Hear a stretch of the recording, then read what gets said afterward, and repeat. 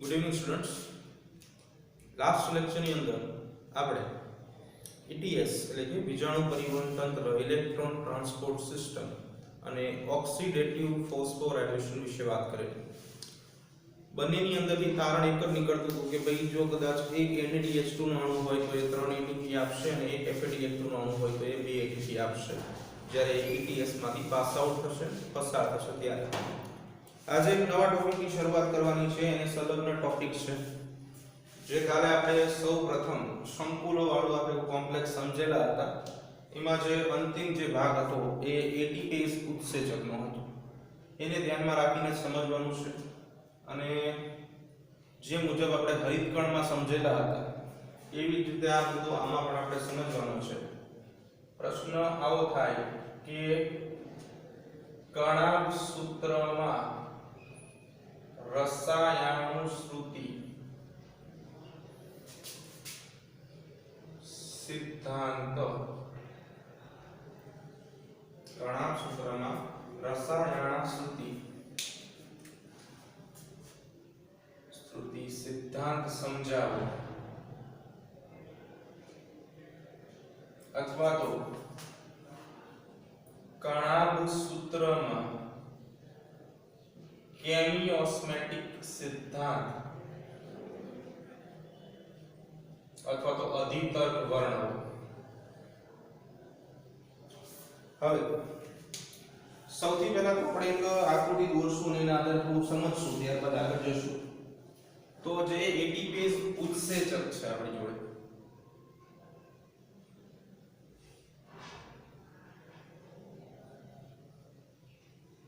એ કંઈક આ રીતેનું ઉત્સેચક છે.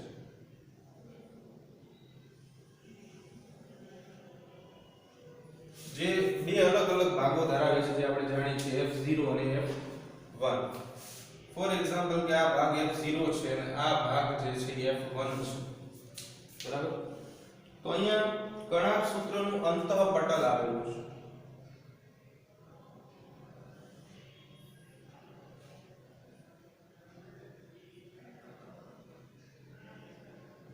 એટલે F0 ભાગ જે છે કણાભ સૂત્રના અંતઃપટલમાં છે.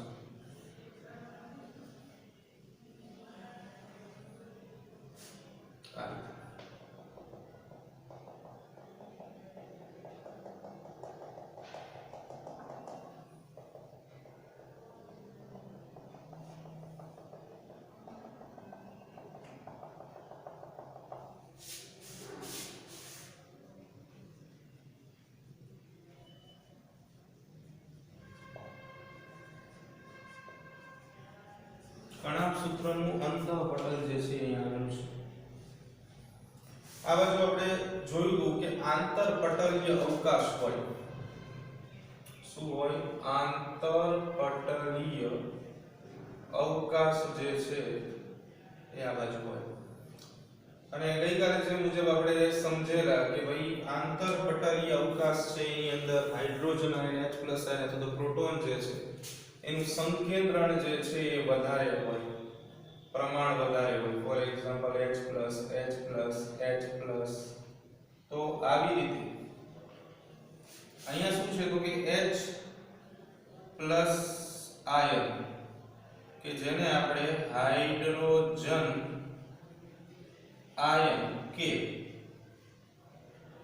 પ્રોટોન તરીકે ઓળખીએ છીએ, આ બધાનું સંકેન્દ્રણ જે છે એ કેવું હશે?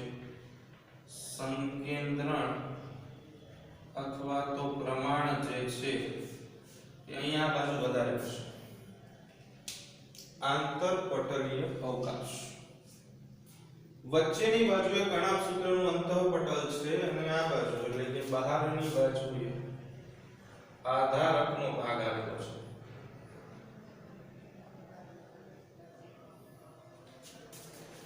હવે ત્રણ અલગ અલગ રચનાઓ 1, 2 અને 3 આવેલી છે.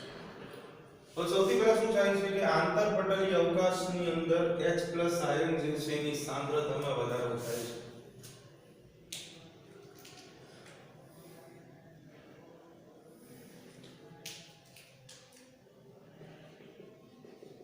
કણાભ સૂત્રના આંતર પટલીય અવકાશની અંદર આવેલ H+ ની સાંદ્રતા અથવા તો એનું સંકેન્દ્રણ અથવા તો એનું પ્રમાણ માં વધારો થાય છે.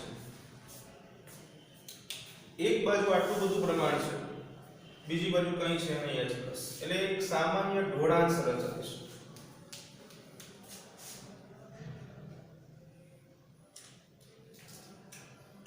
એટલે કે આંતરપટલીય અવકાશ એની અંદર શું છે, H+ નું પ્રમાણ વધુ છે, જ્યારે આધારક જે છે એમાં H+ નું પ્રમાણ કેવું છે, ઓછું અથવા તો નહીવત કે છે જ નહીં. આ બંનેના કારણે એક ઢોળાંશ રચાય કે જેને સાંદ્રતાનો ઢોળાંશ કહેવાય. ઢોળાંશ રચાય. સાંદ્રતાને ધ્યાનમાં લઈને ઢોળાંશ અહીંયા રચવાનો છે આપણે. તો ઢોળાંશ કેવો રચાય જો સમજો. વચ્ચેની બાજુએ કણાભ સૂત્રનું અંતઃપટલ છે. એટલે આ ઉદાહરણ તરીકે કણાભ સૂત્રનું અંતઃપટલ છે. કણાભ સૂત્રનું અંતઃપટલ. આ બાજુએ જે વિસ્તાર છે જેને આપણે આંતરપટલીય અવકાશ કીધો છે, ત્યાં H+ નું પ્રમાણ જે છે એ ઘણું બધું વધારે છે.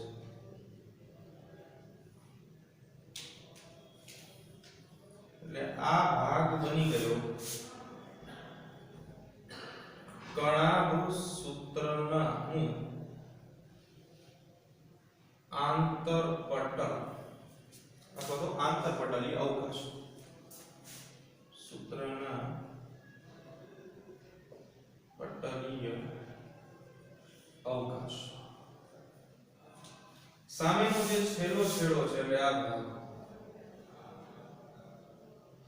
કે જેને આપણે આધાર કરીશું. હવે થાય છે શું આમાં જો H+ નું પ્રમાણ આ ભાગમાં વધુ છે, આ ભાગમાં છે ત્યાં 0 લખું છું.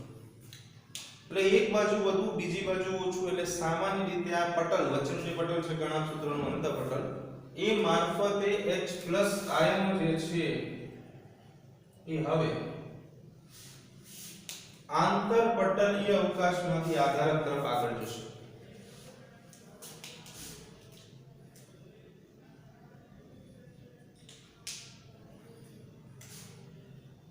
જેને આપણે ઢોળાંશને સાંદ્રતા ઢોળાંશ અથવા સંકેન્દ્રણ ઢોળાંશ કહીએ છીએ. આ બંને ઢોળાંશના કારણે H+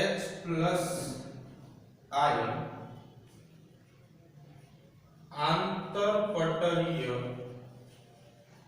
અવકાશમાંથી આધારક તરફ આગળ જાય છે. એટલે કે હવે જે H+ હતા એ ધીમે ધીમે આગળ જાય એટલે અહીંયા પણ શું થાય, H+ ભરાતા જાય. જેના કારણે H+ નું વહન થશે અહીંયાથી અહીંયા જશે અને એના કારણે આખો સિદ્ધાંત રચાણો છે. પ્રાઇમરી માહિતી લીધી છે આપણે કે આ બધી વસ્તુ ઓલરેડી આપણે પ્રકાશ સંશ્લેષણની અંદર હરિતકણમાં પણ જોઈ હતી. એ જ વસ્તુ અહીંયા સમજી છે આપણે, બરાબર.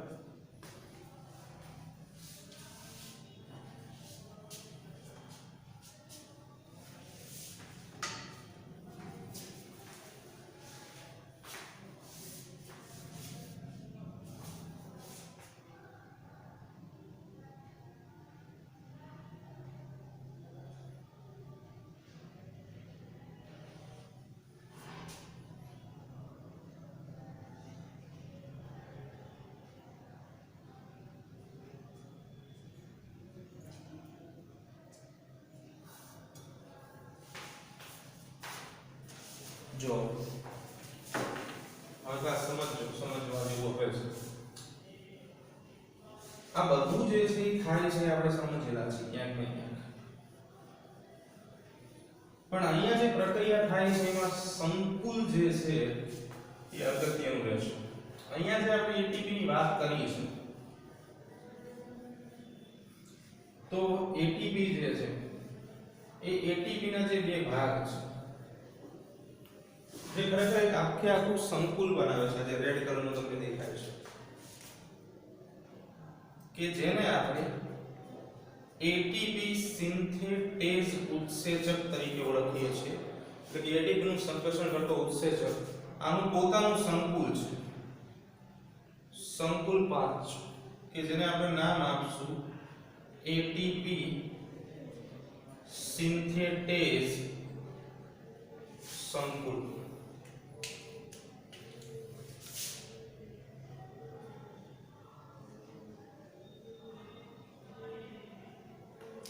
શું મુખ્ય કાર્ય છે? એટીપી નું સર્જન કરવાનું કાર્ય છે. ચલો તો હવે અગત્યની વાત જે છે અહીંયા શરૂ થશે કે જે આ H+ છે એ ફોર એક્ઝામ્પલ અહીંયા સંગ્રહિત થયા છે 2H+ ફોર્મમાં જે મુજબ ટેક્સ્ટ બુકમાં આપ્યું છે. બરાબર છે. તો 2H+ ઢોળાંશ જે છે એની દિશામાં વહન પામશે એટલે કે વધુથી ઓછા તરફ વહન થશે.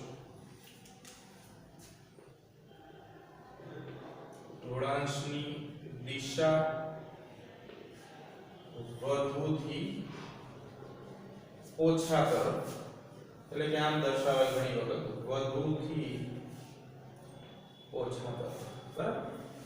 તો હવે 2H+ જે છે એ 2H+ સીધા અહીંયાથી નીકળીને આમ જશે બહારની સાઈડ. જે હમણાં આપણે સામે આકૃતિમાં દર્શાવેલું હતું કે ભાઈ અહીંયા વધુ પ્રમાણ છે ત્યાં ઓછું પ્રમાણ છે.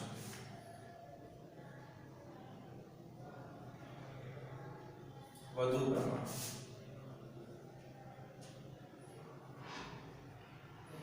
ઓછું પ્રમાણ.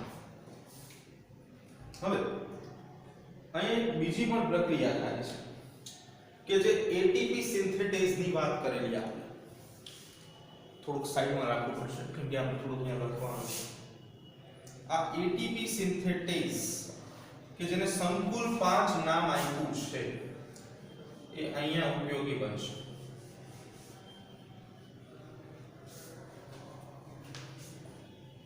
એટલે એટીપી સિન્થેટેઝ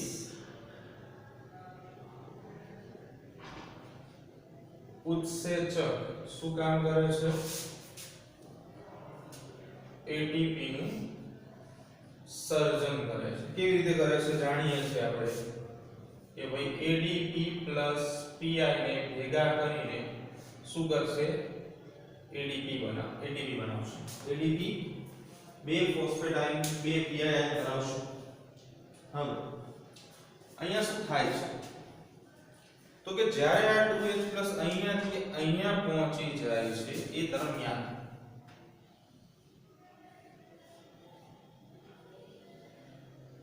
અહીં આવી પ્રક્રિયા થાય છે કે જેની અંદર એડીપી એડિનોસાઇન ડાઇફોસ્ફેટ અને પીઆઈ ફોસ્ફેટ આયન બે ફોસ્ફેટ આયન ધરાવે છે. આ એક ફોસ્ફેટ આયન ભોગે છે. બંને ભેગા થઈને એટીપી નામનો ઘટક બનાવશે. 3 ફોસ્ફેટ આયન ધરાવતો ઘટક. બરાબર. એટલે કે અહીંયા એટીપી અને પીઆઈ બે ભેગા થઈને એટીપી બનાવે છે કે જે 3 ફોસ્ફેટ આયન ધરાવે છે. બરાબર છે.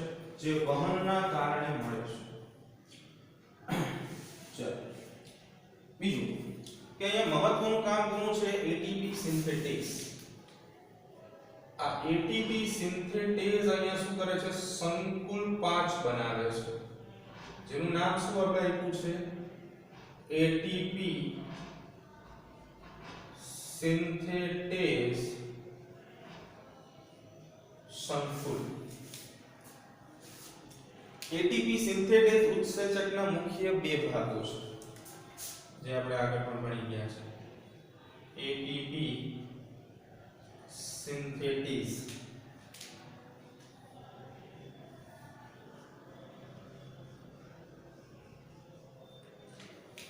એમાં આપણે બે ભાગોની અંદર એક F0 કણ છે અને એક F1 કણ છે. F0 અને F1. આ F0 અને F1 જે છે આ એટીપી સિન્થેટેઝ ઉત્સેચક આખી ચેનલ બનાવે છે. ચેનલ બનાવે. ચેનલનો અર્થ એવો થાય માર્ગ બનાવવો. અને આ ચેનલ શેના માટે બનાવે છે? તો કે ભાઈ જે 2H+ છે એના વહન માટે ચેનલ બનાવે છે. કોના વહન માટે ચેનલ બનાવશે? 2H+ હાઇડ્રોજન આયન જે છે એના વહન માટે ચેનલ બનાવશે. બરાબર? ચેનલ જેવી બને છે એટલે આ ચેનલ મારફતે 2H+ જે છે એ ઢોળાંશની દિશામાં આંતરપટલીય અવકાશમાંથી આધારક સુધી પહોંચશે. ચેનલ બને છે એટલે અહીંયા ઢોળાંશની દિશામાં 2H+ આયન વહન પામશે. સાથે સાથે જેવા આ વહન પામે છે એટલે આખો માર્ગ છે, ચેનલ છે, તમે જોઈ શકો છો. સાથે સાથે એટીપી અને પીઆઈ જે છે એ જોડાઈ જાય છે અને એ બંને ભેગા થઈને એટીપી બનાવે છે. આ ઉપરાંત એડીપી કે જે બે પીઆઈ ઘટકો એટલે કે બે ફોસ્ફેટ આયન ધરાવે છે અને પીઆઈ બંને કણાભ સૂત્રના F1 ઘટક સાથે જોડાઈને અથવા તો સંકળાઈને એટીપી એટલે કે 3 ફોસ્ફેટ આયન ધરાવતો ઘટક બનાવે છે અથવા તો એટીપી બનાવે છે. બરાબર? 2H+ વહન પામે છે એ દરમિયાન F1 ઘટક કે જે ખરેખર એટીપી નો જ એક ભાગ છે. બરાબર? આ આખું શું દર્શાવે છે? એટીપેઝ ઉત્સેચક. બરાબર? કે જેનું બીજું નામ છે એટીપી સિન્થેટેઝ ઉત્સેચક. એટીપેઝ ઉત્સેચક અથવા તો એટીપી સિન્થેટેઝ ઉત્સેચક બંનેનું કામ એક જ છે. શું કામ છે? એટીપી નું સર્જન કરવાનું. સાથે સાથે આ શું કરે છે? સંકુલ 5 જે છે બનાવે છે. ગઈકાલે આપણે 4 સંકુલ જોયા હતા. તો એવી રીતે સંકુલ 5 જે છે એટીપી સિન્થેટેઝ નું બન્યું છે. બરાબર?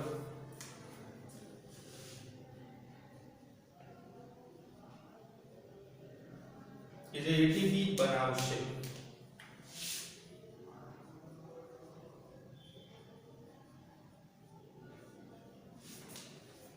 આમ આખી પ્રોસેસ પૂરી થશે. રીકેપ ફરીવાર. 2H+ આયન જે છે એ કણાભ સૂત્રના આંતરપટલીય અવકાશમાં એકત્ર થશે. એકત્ર થયેલા આયન જે છે એકત્ર એક જ બાજુ થાય છે એનું પ્રમાણ જે છે એ વધી જશે. એના કારણે 2H+ એટલે કે હાઇડ્રોજન આયન, H+ આયન અથવા તો પ્રોટોન આયન જે છે એનું પ્રમાણ વધુ હોય છે. સામેની બાજુએ આધારકની અંદર પ્રમાણ ઓછું હોય છે. વચ્ચેની બાજુએ કણાભ સૂત્રનું અંતઃપટલ જોવા મળે છે એટલે વધુથી ઓછા તરફ એટલે કે ઢોળાંશની દિશામાં 2H+ જે છે એ વહન પામવાનું શરૂ કરે છે. આ દરમિયાન એટીપી સિન્થેટેઝ ઉત્સેચક જે છે અથવા તો એટીપેઝ ઉત્સેચક જે છે એ ચેનલ એટલે કે માર્ગ બનાવે છે, જેના કારણે એ જ માર્ગે 2H+ ઘટકો જે છે એ વહન પામે છે. બરાબર છે? 2H+ ઘટકો ઢોળાંશની દિશામાં વહન પામવાનું ચાલુ કરે છે. એટીપી સિન્થેટેઝના બે ભાગો છે F1 અને F0 પણ બરાબર છે. ઓકે, અહીંયા F0 વ્યવસ્થિત દેખાતું નથી, અહીંયા આપણે દોરી નાખીએ F0. હવે આ દરમિયાન કે જ્યારે ચેનલમાંથી અને પ્રોટોન ચેનલ પણ કહેવામાં આવે અથવા H+ ચેનલ પણ કહેવામાં આવે, જ્યાંથી કોઈ ચોક્કસ ઘટક જ વહન પામશે, તો ચેનલમાંથી જ્યારે 2H+ ઘટક વહન પામતો હોય એ દરમિયાન F1 કણ અથવા તો F1 ઘટક સાથે ADP અને PI ના બે ભાગો જોડાઈને ATP નામનો ઘટક મુક્ત કરશે, એટલે કે ઊર્જા સર્જાશે.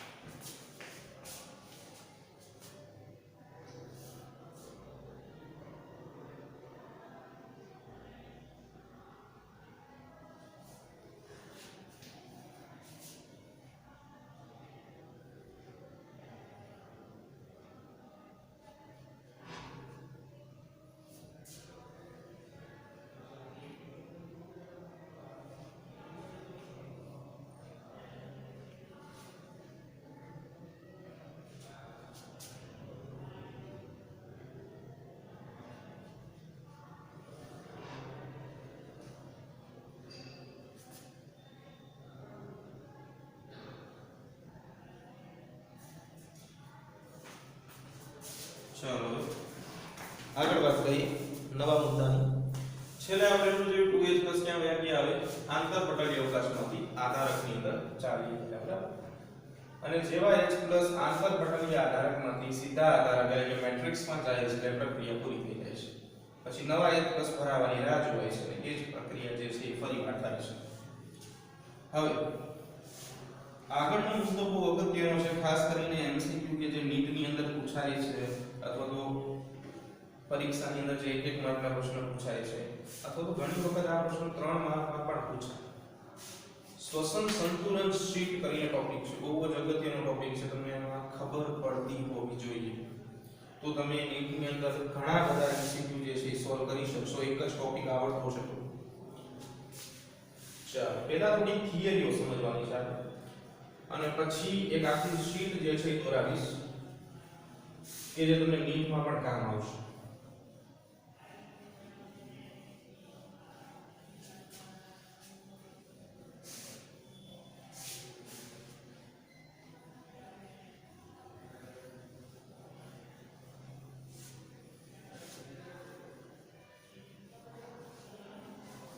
ચાલો સમજીએ.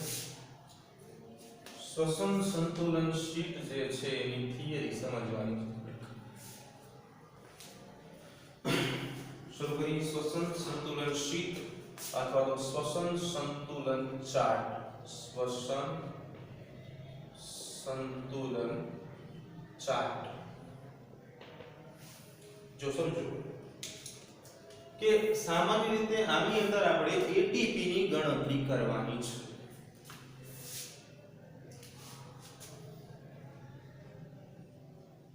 ATP ની ગણતરી કરવા માટે આપણે આનો ઉપયોગ કરીશું કે જે અત્યાર સુધી આપણે બધી પ્રક્રિયાઓ કરી છે.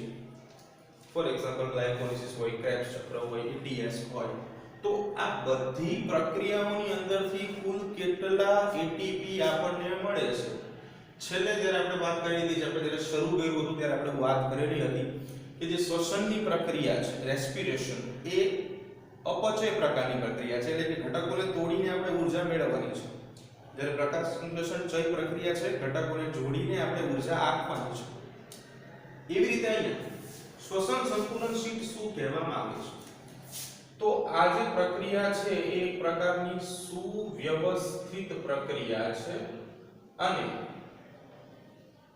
ક્રિયાત્મક પરિપથ છે. સુવ્યવસ્થિત પ્રક્રિયા તથા ક્રિયાત્મક પરિપથ છે કે જેમાં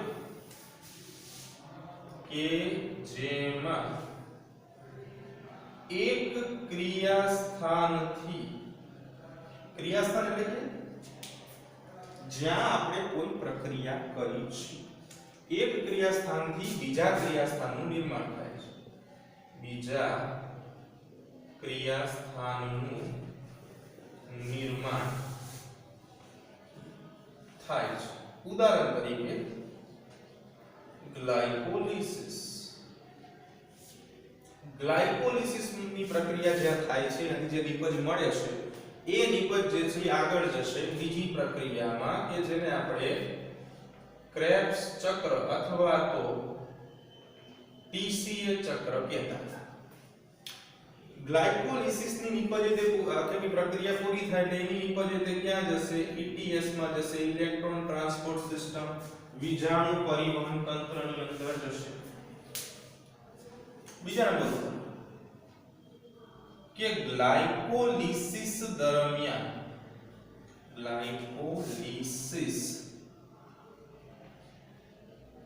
દરમિયાન સર્જાતા NADH2 યાદ કરો બે સર્જાતા આપણે બરાબર છે એક કણાભ સૂત્રમાં આવે છે. એ કણાભ સૂત્રમાં આવે છે જ્યાં ઓક્સિડેટિવ ફોસ્ફોરાયલેશન ની ક્રિયા થાય છે. ગ્લાયકોલિસિસ ની વાત કરી કોષરસની અંદર પ્રક્રિયા થાય કોષરસ આધાર એ પ્રક્રિયા પૂરી થવાથી નિપજ મળે છે NADH2. તો એ NADH2 ક્યાં આવે છે? તો પાછા ભાઈ કણાભ સૂત્રમાં આવી જાય છે. શા માટે? ઓક્સિડેટિવ ફોસ્ફોરાયલેશન માટે. બરાબર છે. નંબર 3 ઉપર વાત કરીએ કે મધ્યવર્તી સંયોજનો જે બને છે મધ્યવર્તી સંયોજનો કોઈ સંયોજન બનાવવામાં અથવા તો કોઈ સંયોજનના નિર્માણમાં કોઈ જ પ્રકારની ભૂમિકા દર્શાવતો નથી. એટલે કે સંયોજન નહીં બનાવે પણ બે ઘટકોને જોડશે. એટલે મધ્યવર્તી સંયોજન માત્ર બે પ્રક્રિયાઓને જોડે છે. શું કરશે? બે પ્રક્રિયાઓને જોડશે. ફોર એક્ઝામ્પલ એસિટાઇલ કોએન્ઝાઇમ ની વાત કરીએ. એસિટાઇલ કોએન્ઝાઇમ જો યાદ કરો ગ્લાયકોલિસિસ માં એસિટાઇલ કોએન્ઝાઇમ નહોતું પણ ક્રેબ્સ ચક્રમાં હતો. તો એનું કામ શું છે? ગ્લાયકોલિસિસ અને ક્રેબ્સ ચક્રને જોડવાનું. ગ્લાયકોલિસિસ અને ક્રેબ્સ ચક્રને જોડવાનું કામ એસિટાઇલ કોએન્ઝાઇમ કરશે. બીજું કે શ્વસનની પ્રક્રિયામાં ગ્લુકોઝનો જ ઉપયોગ થાય છે અને બીજા વૈકલ્પિક પ્રક્રિયકો પથમાં કોઈ પણ મધ્યવર્તી તબક્કામાં પ્રવેશતા નથી. શ્વસનમાં માત્ર ગ્લુકોઝનો જ ઉપયોગ થાય છે. બીજા પ્રક્રિયકો મધ્યવર્તી તબક્કાઓમાં પ્રવેશતા નથી. આના માટે આખું અલગ પથ આપણે સમજવાનો છે. ઉભય ગુણધર્મી પથ જે છે એ આપણે સમજશું. બરાબર છે? ચાલો બીજું કે ઘટકો જે છે અન્ય મુદ્દાઓ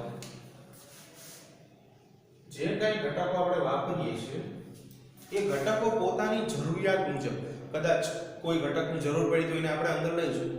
કદાચ એવું પણ થાય કે કોઈ ઘટકની જરૂર ન પડી તો એને આપણે બહાર કાઢીએ છીએ. એટલે ઘટકો જરૂરિયાત મુજબ અંદર આવી શકે છે બહાર જઈ શકે છે. અંદર આવી શકે છે અને બહાર જઈ પણ શકે છે. એટલે બધી વાત જે છે ઘટકો માટેની છે. રહેશે, બરાબર. ઓકે. બીજું કે સાથે સાથે કદાચ ક્યાંક જરૂર પડે ઊર્જાની, તો જરૂરિયાત વાળી જગ્યાએ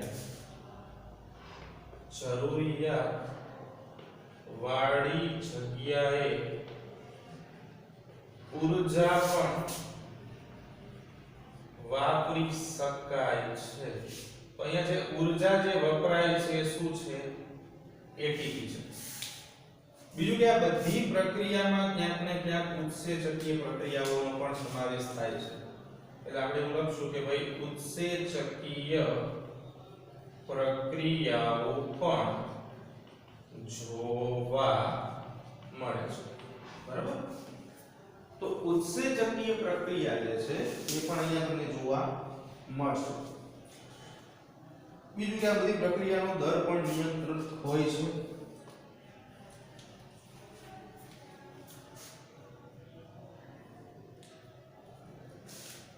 બધી પ્રક્રિયાઓનો દર પણ નિયંત્રિત હોય છે. કેમ કે શું છે કે સજીવ તંત્ર ચાલો પ્રક્રિયા કરે છે, અહીંયા આપણે વાત કરીએ છીએ શ્વસનની, ઊર્જા ઉત્પન્ન કરશે, પણ એ ઊર્જા તે સાચવવાની ક્ષમતા દરેક સજીવમાં અલગ અલગ હોય છે. એટલે કે ઊર્જાના સંગ્રહણની ક્ષમતા ઉપર આધાર રાખે સજીવોના ઊર્જાના સંગ્રહણ કરવાની ક્ષમતા. ઊર્જા તો બની જાય ચાલો, પણ સંગ્રહણ કરવાની ક્ષમતા બરાબર દરેક સજીવમાં અલગ અલગ છે. ફાઇનલ પોઈન્ટ અને મોસ્ટ આઈમ્પી પોઈન્ટ, જારક શ્વસનમાં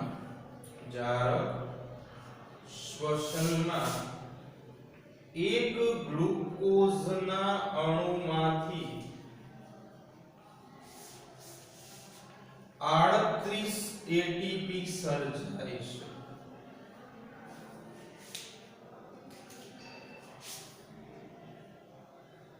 એક માર્કનો પ્રશ્ન અને અતિશય માત્રામાં આઈપી મૂકો.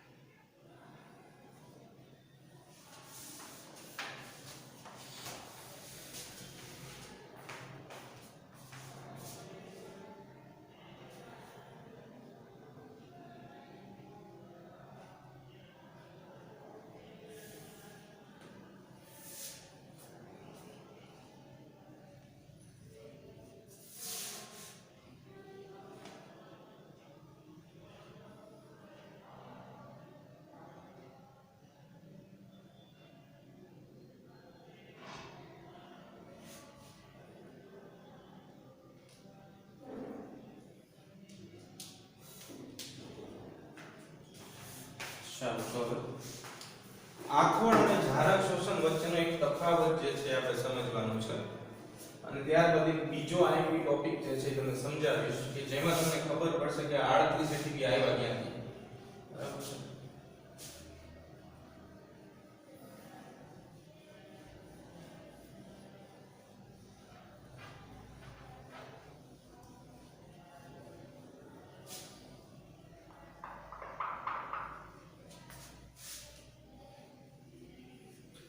જો વાત કરવાની છે આપણે જારક શ્વસન અને આક્રમણ વચ્ચેના તફાવતની. બેનો તફાવત જે છે આપણે સમજવાનો છે.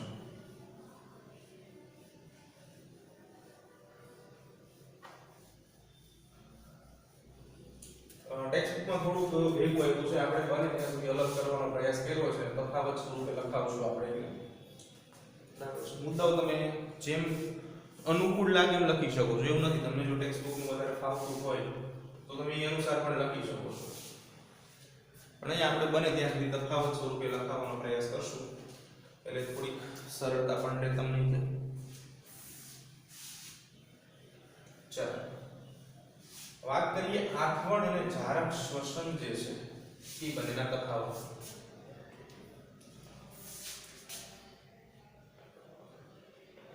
આથવણ અને જારક શ્વસનનો તફાવત. અહીંયા આપણે વાત કરીશું આથવણની અને સામેની બાજુએ જારક શોષણની.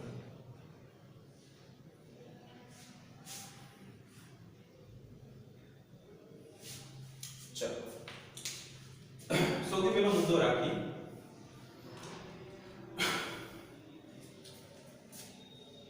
પહેલો મુદ્દો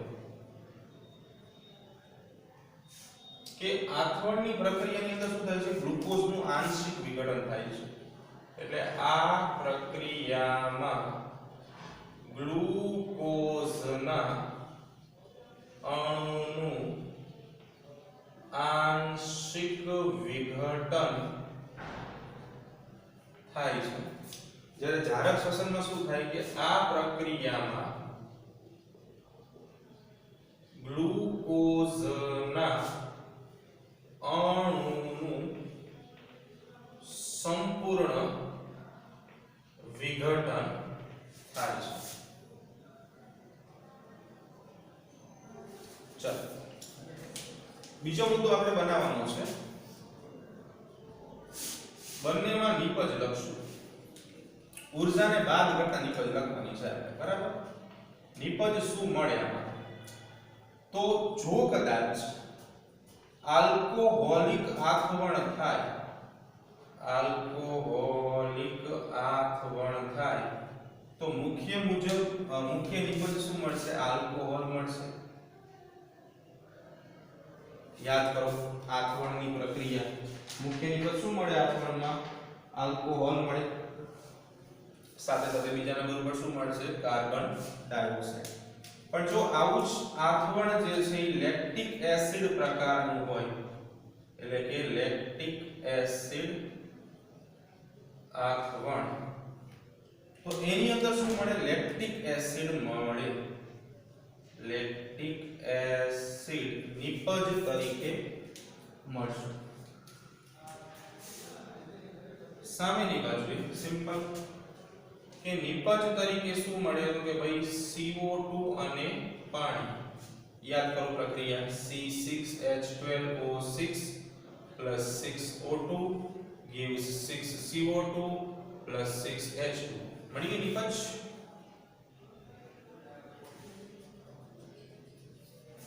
નેક્સ્ટ આથવણની અંદર એટીપી ની વાત કરવાની છે, ઊર્જાની વાત. આથવણમાં પાયરુવિક એસિડ ના દહનથી 2 એટીપી પ્રાપ્ત થાય છે. જ્યારે અહીંયા પાયરુવિક એસિડના દહનથી વધુ પ્રમાણમાં એટીપી પ્રાપ્ત થાય. વધુ એટલે આપણે વાત કરીએ 38 છે. લાસ્ટ પોઈન્ટ, આથવણની અંદર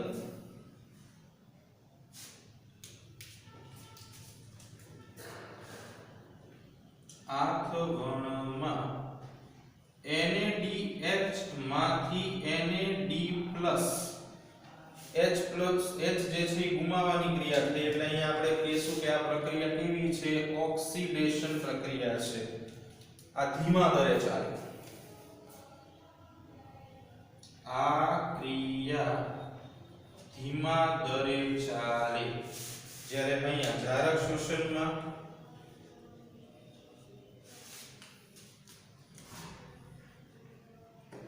જારક શ્વસનમાં NADH માંથી NAD+ એટલે કે જે ઓક્સિડેશન પ્રક્રિયા છે એ ઝડપથી ચાલે અથવા તો ઝડપી દરે ચાલે અથવા વધુ દરે ચાલે અથવા વધુ દરે ચાલે.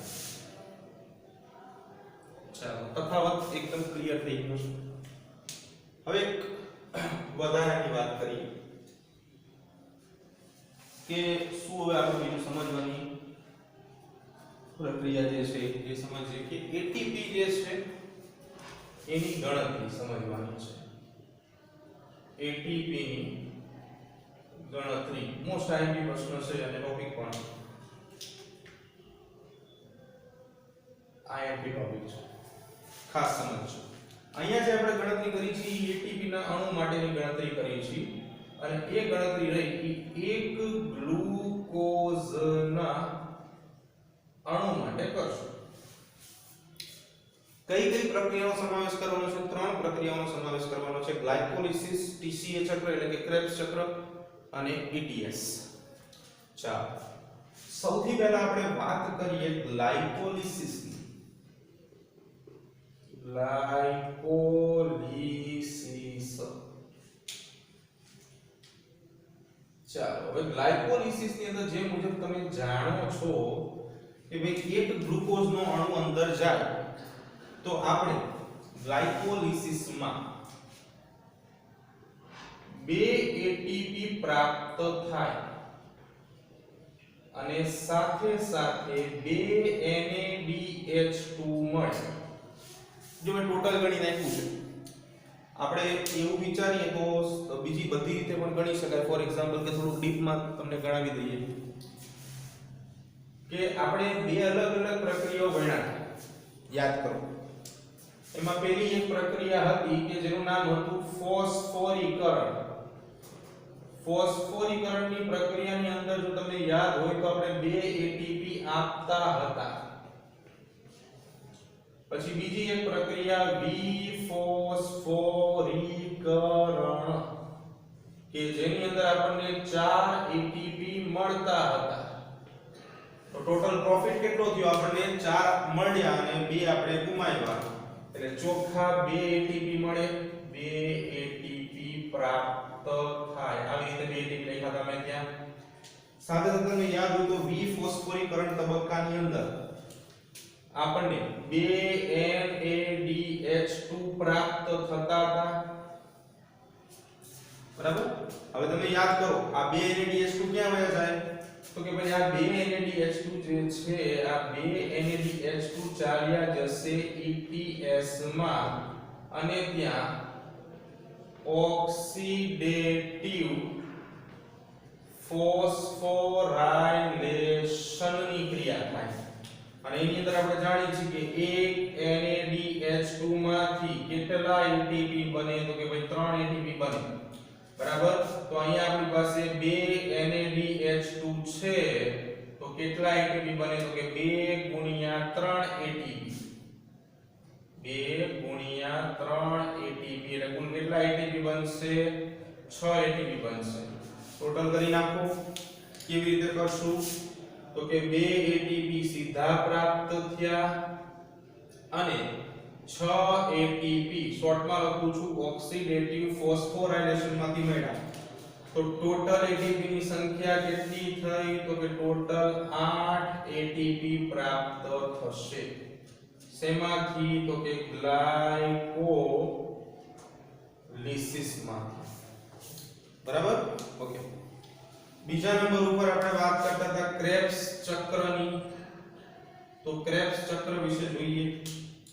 ક્રેબ્સ ચક્રની અંદર આપણે યાદ કરીએ તો ભાઈ ક્રેબ્સ ચક્ર જે છે એની અંદર આપણને એક એટીપી જે છે સીધો પ્રાપ્ત થતો તો જો તમને યાદ હોય તો જીટીપી માંથી એટીપી બનતો. એટલે આ લખું સીધો પ્રાપ્ત. સાથે સાથે તમને યાદ હશે 4 NADH2 બને અને 1 FADH2 બને. ક્રેબ્સ ચક્રની અંદર આપણે એક જ પાયરુવિક એસિડ માટે આ બધી વાત કરતા હતા. બરાબર? એક પાયરુવિક એસિડના અણુ માટે હવે આપણે જાણીએ છીએ કે ભાઈ ગ્લાયકોલિસિસ ની નિપજ 2 પાયરુવિક એસિડના અણુ છે એટલે આ બધાને આપણે શું કરવા પડે? ડબલ કરવા પડે. ચાલો આને જવા દઈએ. આને ગુણ્યા 2 કરી નાખો તો શું મળે? તો કે ભાઈ 2 એટીપી પ્રાપ્ત થાય સાથે સાથે 8 NADH2 પ્રાપ્ત થાય સાથે સાથે 2 FADH2 પ્રાપ્ત થશે. હવે આપણે જાણીએ છીએ કે એક NaDH2 જે છે એ કેટલા અણુ આપે છે ATP ના, તો કે 3 ATP ના અણુ આપે. એટલે કેટલા થઈ ગયા? 24 ATP થયા. એક FADH2 નો અણુ કેટલા ATP આપે? તો કે 2 ATP આપે. એટલે કેટલા થયા? 4 ATP થયા. અને આ ATP સીધા જ આવી જશે એટલે કે 2 ATP. તો ટોટલ ક્રેબ્સ ચક્રમાંથી કેટલા ATP મળશે? તો કે 24 ને 4 28 ને 2 30 ATP ક્રેબ્સ માંથી મળશે.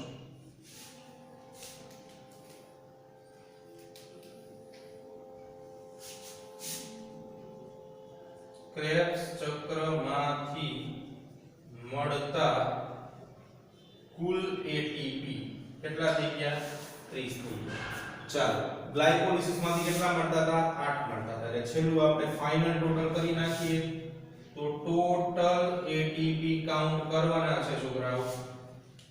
ગ્લાયકોલિસિસ માંથી કેટલા મળ્યા હતા? બધું થતા ગ્લાયકોલિસિસ કેટલા ATP મળ્યા હતા? ગ્લાયકોલિસિસ માંથી 8 ATP પ્રાપ્ત થયા હતા. અને ક્રેબ્સ ચક્રમાંથી કેટલા ATP મળ્યા હતા? તો કે ક્રેબ્સ ચક્રમાંથી 30 ATP પ્રાપ્ત થયા હતા. તો ટોટલ ATP ની સંખ્યા કેટલી આવશે? 38 ATP. બરાબર. તો અહીંયા આપણે સાબિત કરી છે કે ગ્લુકોઝનો એક અણુ જો દાખલ કરીએ તો આપણને 38 ATP મળે.